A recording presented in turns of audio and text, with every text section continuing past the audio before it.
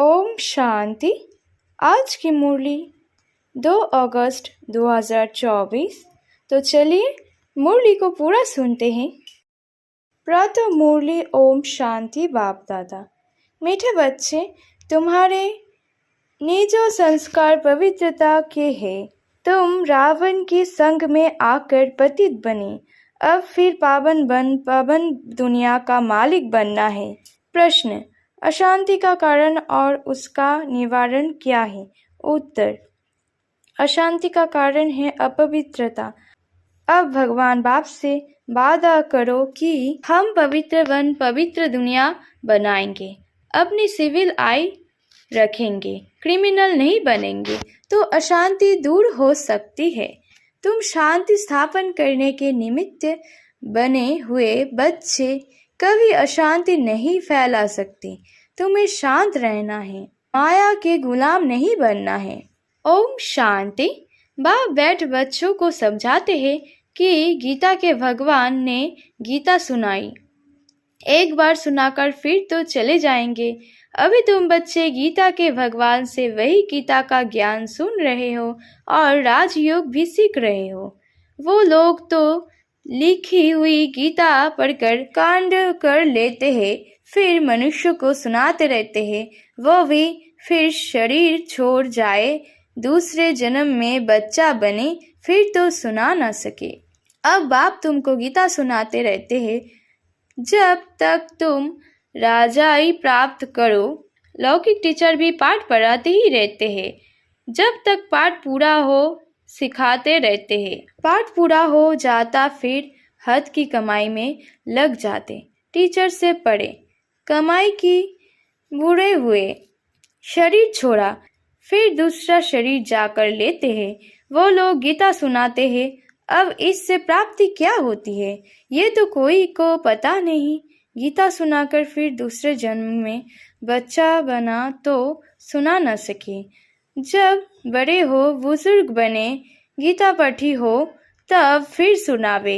यह बाप तो एक ही बार शांति धाम से आकर पढ़ाते हैं, फिर चले जाते हैं। बाप कहते हैं तुमको राजयोग सिखाकर हम अपने घर चले जाते हैं। जिनको पढ़ाता हूँ वो फिर आकर अपनी प्रलब्ध भोगते हैं, अपनी कमाई करते हैं, नंबरवार पुरुषार्थ अनुसार धारणा कर फिर चले जाते हैं। कहा नई दुनिया में ये पढ़ाई है ही नई दुनिया के लिए। मनुष्य तो ये नहीं जानते कि पुरानी दुनिया खत्म हो फिर नई स्थापन होनी है। तुम जानते हो हम राजयोग सीखते ही है नई दुनिया के लिए, फिर ना ये पुरानी दुनिया ना पुराना शरीर होगा। आत्मा तो अविनाशी है। आत्माएं पवित्र बन फिर पवित्र दुनिया में आती है। नई दुनिया भी जिसमें देवी देवताओं का राज्य था, जिसको स्वर्ग कहा जाता है, वह नई दुनिया बनाने वाला भगवान ही है। वह एक धर्म की स्थापना कराते हैं, कोई देवता द्वारा नहीं कराते। देवता तो या है नहीं, तो जरूर कोई मनुष्य द्वारा ही ज्ञान देंगे, जो फिर देवता बनेंगे। फिर वही देवताएं पुनर्जन्म लेते लेते अभी ब्राह्मण बने हैं। ये राज तुम बच्चे ही जानते हो। भगवान तो है निराकार, जो नई दुनिया रचते हैं। अभी तो रावण राज्य है। तुम पूछते हो कलियुगी पतित हो या सतयुगी पावन हो, परंतु समझते नहीं। अब आप बच्चों को कहते हैं हमने 5000 वर्ष पहले भी तुमको समझाया था। हम आते ही है तुम बच्चों को आधा कल्प सुखी बनाने, फिर रावण आकर तुमको दुखी बनाता है। ये सुख दुख का खेल है। कल्प की आयु 5000 वर्ष है, तो आधा आधा करना पड़े ना। रावण राज्य में सब देह अभिमानी भिखारी बन जाते हैं। ये बातें भी तुम अब समझते हो, आगे नहीं समझते थे। कल्प कल्प जो समझते हैं वही समझ लेते हैं। जो देवता बनने वाले नहीं वो आएंगे ही नहीं। तुम देवता धर्म की कलम लगाते हो। जब वो असुरी तम प्रधान बन जाते हैं तो उनको देवी झाड़ का नहीं कहेंगे। झाड़ भी जब नया था तो सत प्रधान था, हम उसके पत्ते देवी देवता थे, फिर रजोतमो में आए, पुराने पतित शूद्र हो गए, पुरानी दुनिया में पुराने मनुष्य ही रहेंगे, पुराने को फिर से नया बनाना पड़े।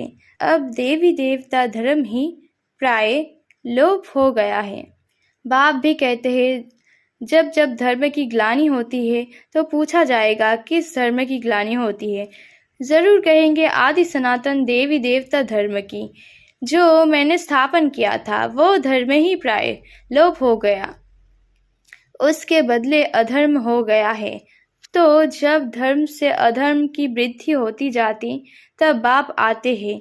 ऐसे नहीं कहेंगे धर्म की वृद्धि, धर्म तो प्राय लोप हो गया, बाकी अधर्म की वृद्धि हुई। वृद्धि तो सब धर्मों की होती है। एक क्राइस्ट से कितनी क्रिश्चियन धर्म की वृद्धि होती है, बाकी देवी देवता धर्म प्राय लोप हो गया। पतित बनने कारण आप ही ग्लानि करते हैं। धर्म से अधर्म भी एक ही होता है और तो सब ठीक चल रहे हैं, सब अपने अपने धर्म पर कायम रहते हैं। जो आदि सनातन देवी देवता धर्म 22 था वह विशेष बन पड़े है। हमने पावन दुनिया स्थापन की, फिर वही पतित शूद्र बन जाते हैं, अर्थात उस धर्म की ग्लानि हो जाती है। अपवित्र बनते तो अपनी ग्लानि कराते हैं, विकार में जाने से पतित बन जाते हैं, अपने को देवता कहला नहीं सकते हैं। स्वर्ग से बदल नरक हो गया है तो कोई भी वाह वाह पावन है नहीं। तुम कितने छीछी पतित बन गए हो। बाप कहते हैं तुमको वाह वाह फूल बनाया, फिर रावण ने तुमको कांटा बना दिया। पावन से पतित बन गए हो, अपने धर्म की ही हालत देखनी है। पुकारते भी है कि हमारी हालत आकर देखो, हम कितने पतित बने हैं, फिर हमको पावन बनाओ।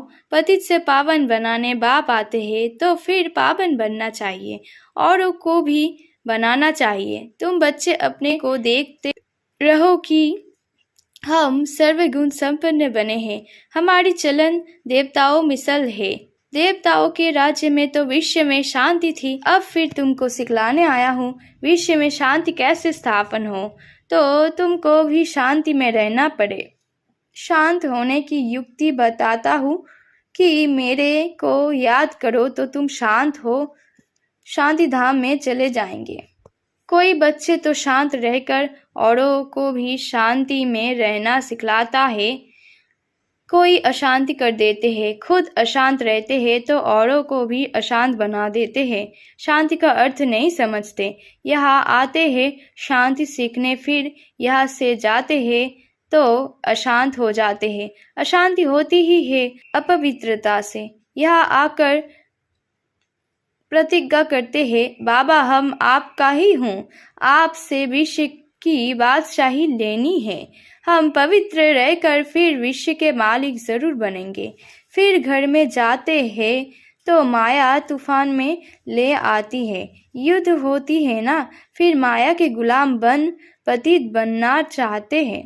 अबलाओं पर अत्याचार वही करते हैं जो प्रतिज्ञा भी करते हैं हम पवित्र रहेंगे, फिर माया का बाढ़ होने से प्रतिज्ञा भूल जाते हैं। भगवान से प्रतिज्ञा की है कि हम पवित्र बन पवित्र दुनिया का वर्षा लेंगे, हम सिविल आई रखेंगे, अपनी कुदृष्टि नहीं रखेंगे, विकार में नहीं जाएंगे, क्रिमिनल दृष्टि छोड़ देंगे। फिर भी माया रावण से हार खा लेते हैं, तो जो निर्विकारी बनना चाहते हैं उनको तंग करते हैं। इसलिए कहा जाता है अबलाओं पर अत्याचार होते हैं। पुरुष तो बलवान होते हैं, स्त्री निर्बल होती है। लड़ाई आदि में भी पुरुष जाते हैं क्योंकि बलवान है, स्त्री नाजुक होती है, उनका कर्तव्य ही अलग है। वह घर संभालती है, बच्चे पैदा कर उनकी पालना करती है। ये भी बाप समझाते हैं वहाँ होता ही है एक बच्चा, 100 भी बेकार का नाम नहीं। यहाँ तो सन्यासी भी कभी कभी कह देते हैं कि एक बच्चा तो जरूर होना चाहिए। क्रिमिनल आई वाले ठग ऐसी शिक्षा देते हैं। अब बाप कहते हैं इस समय के बच्चे क्या काम के होंगे, जबकि विनाश सामने खड़ा है, सब खत्म हो जाएंगे। मैं आया ही हूँ पुरानी दुनिया का विनाश करने। वह हुई सन्यासियों की बात। उन्हों की तो विनाश की बात का मालूम ही नहीं। तुमको बेहद का बाप समझाते हैं अब विनाश होना है, तुम्हारे बच्चे वारिश बन नहीं सकेंगे। तुम समझाते हो हमारे कुल भी निशानी रहे, परंतु पतित दुनिया की कोई निशानी रहे कि नहीं। तुम समझाते हो पावन दुनिया के थे, मनुष्य भी याद करते हैं क्योंकि पावन दुनिया होकर गई है जिसको स्वर्ग कहा जाता है, परंतु अब तम प्रधान होने कारण समझ नहीं सकते हैं। उन्हों की दृष्टि ही क्रिमिनल है। इसको कहा जाता है धर्म की ग्लानि। आदि सनातन धर्म में ऐसी बातें होती नहीं। पुकारते हैं पतित पावन आओ, हम पतित दुखी है। बाप समझाते हैं हमने तुमको पावन बनाया, फिर माया रावण के कारण तुम पतित बने हो, अब फिर पावन बनो। पावन बनते हो फिर माया की युद्ध चलती है। बाप से वर्षा लेने का पुरुषार्थ कर रहा था, परंतु फिर काला मुंह कर दिया तो वर्षा कैसे पाएंगे। बाप आते हैं गोरा बनाने। देवताए जो गोरे थे वही काले बने हैं। देवताओं के ही काले शरीर बनाते हैं। क्राइस्ट, बुद्ध आदि को कभी काला देखा? देवी देवताओं के चित्र काले बनाते हैं। जो सर्व का सदगति दाता परमपिता परमात्मा सर्व का बाप है, जिसको कहते हैं परमपिता परमात्मा, आकर लिबरेट करो। वह कोई काला थोड़े ही हो सकता है, वह तो सदैव गोरा एवर प्योर है। देवताओं को महान आत्मा कहा जाता है। श्री कृष्ण तो देवता हुआ, अभी तो कलियुग है, कलियुग में महान आत्मा कहाँ से आए? श्री कृष्ण तो सतयुग का फर्स्ट प्रिंस था, उनमें देवी गुण थे, अभी तो देवता आदि कोई है नहीं। साधु संत पवित्र बनते हैं, फिर भी पुनर्जन्म विकार से लेते हैं, फिर संन्यास धारण करना पड़ता है। देवताएं तो सदैव पवित्र है। यह रावण राज्य है। रावण को 10 शीश दिखाते हैं, 5 स्त्री के 5 पुरुष के, ये भी समझाते हैं 5 विकार हर एक में है। देवताओं में तो नहीं कहेंगे ना, वह तो है ही सुखधाम। वहाँ भी रावण होता तो फिर दुखधाम हो जाता। मनुष्य समझते हैं देवताएं भी तो बच्चे पैदा करते हैं, वो भी तो विकारी ठहरे। उन्हों को ये पता ही नहीं है देवताओं को गाया ही जाता है संपूर्ण निर्विकारी, तब तो उन्हों को पूजा जाता है। सन्यासियों की भी मिशन है। बाप कहते हैं हमने तुमको पावन बनाया, फिर तुम पतित बने, कोई काम के नहीं रहे।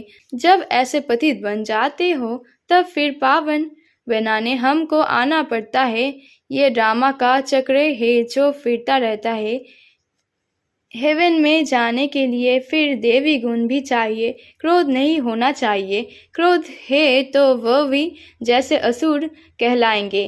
बड़ी शांतचित्त अवस्था चाहिए। क्रोध करते हैं तो कहेंगे इनमें क्रोध का भूत है।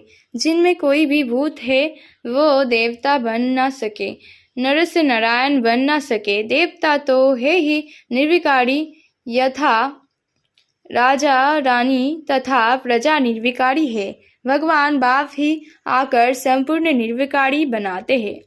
अच्छा, मीठे मीठे सिक्के लदे बच्चे प्रति माता पिता बाप दादा का याद प्यार और गुड मॉर्निंग।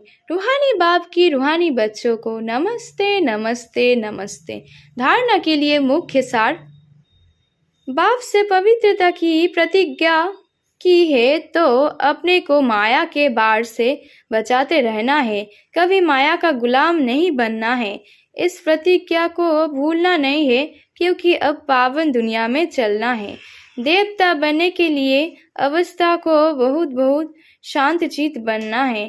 कोई भी भूत प्रवेश होने नहीं देना है। देवी गुण धारण करने हैं। वरदान।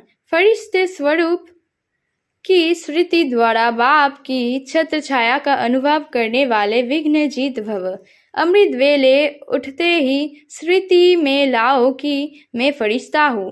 ब्रह्मा बाप को यही दिल पसंद गिफ्ट दो तो रोज अमृत वेला बाप दादा आपको अपनी बाहों में समा लेंगे। अनुभव करेंगे कि बाबा की बाहों में अतीन्द्रिय सुख में झूल रहे हैं। जो फरिश्ते स्वरूप की स्थिति में रहेंगे उनके सामने कोई परिस्थिति या विघ्न आएगा भी तो बाप उनके लिए छत्र छाया बन जाएंगे। तो बाप की छत्र छाया या प्यार का अनुभव करते विघ्न जीत बनो।